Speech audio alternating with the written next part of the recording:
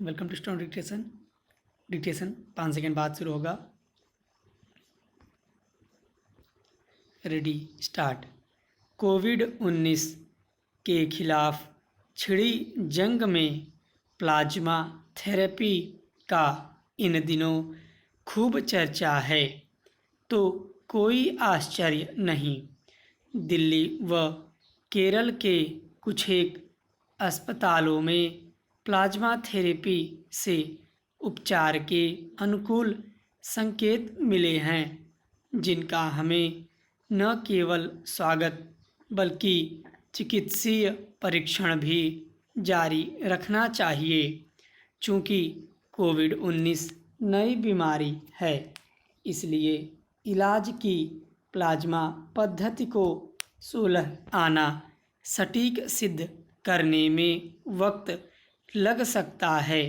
Indian council of medical research ने corona के इलाज के लिए प्लाज्मा थेरेपी को सीमित मंजूरी दे रखी है, मगर drug controller general of India ने इसे मान्यता नहीं दी है। इस पद्धति से ठीक होने वालों का ऐसा उच्च प्रतिशत चाहिए जो डॉक्टरों को आश्वस्त कर सके। अभी इस पर सफलता की मुहर नहीं लगी है। हाँ, उपलब्ध संकेत अच्छे हैं। दिल्ली के मुख्यमंत्री अरविंद केजरीवाल ने भी स्वयं आगे आकर बताया है कि प्लाज्मा थेरेपी का लाभ लेने वाले मरीजों की सांस की गति भी सुधरी है और ऑक्सीजन स्तर भी। वैसे प्लाज्मा थेरेपी कोई नई तरक्की नहीं है। करीब 70 वर्ष से चली आ रही इस थेरेपी का हाल के वर्षों में सार्स, स्वाइन फ्लू, इबोला जैसी बीमारियों में भी प्रयोग हुआ है। कोरोना के इलाज में भी यह पद्धति सफल होती है, तो कोरोना संक्रमण से उबरने वाले लोग ही इस महामारी के विरुद्ध युद्ध में सबसे ज़्यादा काम आएंगे।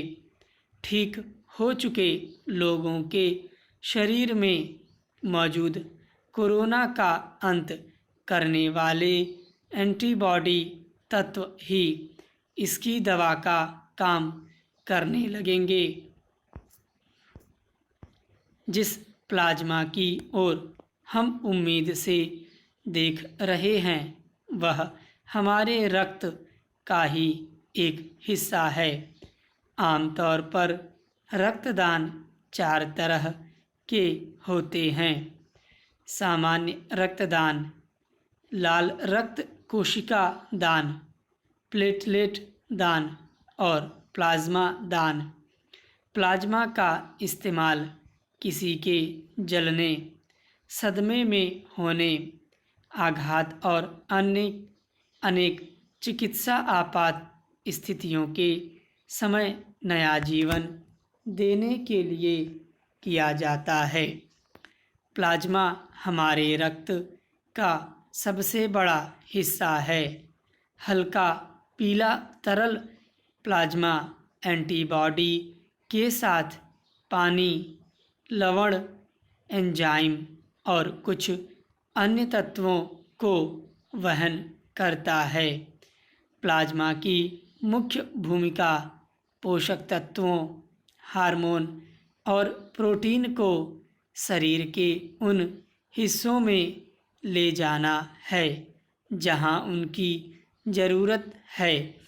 ऐसे में कोरोना के जो मरीज बहुत विकट स्थिति में पहुंच गए हैं, उनको बल देने में प्लाज्मा की भूमिका निस्संदेह होगी, लेकिन कितनी होगी यह लगातार परीक्षण से ही पता चलेगा। यहाँ एक सहज सवाल है कि किसी उपचार पद्धति में अगर थोड़ी भी संभावना दिख रही है तो हम किसी मरीज के विकट स्थिति में पहुंचने का इंतज़ार क्यों करें। संभव है समय रहते इस थेरेपी को आजमाया जाए तो नतीजे ज़्यादा कारगर हों। यह सुखद है कि देश में लगभग 6000 लोग ठीक हो चुके हैं। उनकी मदद से ठीक होने वालों की पूरी श्रृंखला बनाई जा सकती है। दिलचस्प है कि दुनिया में AB ब्लड टाइप वाले लोगों की मांग बढ़ जाएगी क्योंकि उनका प्लाज्मा किसी भी मरीज में काम आ सकता है। बहरहाल अभी यही साबित नहीं हुआ है कि एक बार जिसे कोरोना हो गया उसे फिर नहीं होगा। इसलिए विश्व स्वास्थ्य संगठन ने डॉक्टरों को सावधान किया है। वाकई सावधानी की ज़रूरत कदम कदम पर है, लेकिन इतना तय है कि प्लाज्मा थेरेपी के रूप में हमारे तरकश में एक बाण मौजूद है। उम्मीद कीजिए कि यह रामबाण सिद्ध हो। स्टॉप।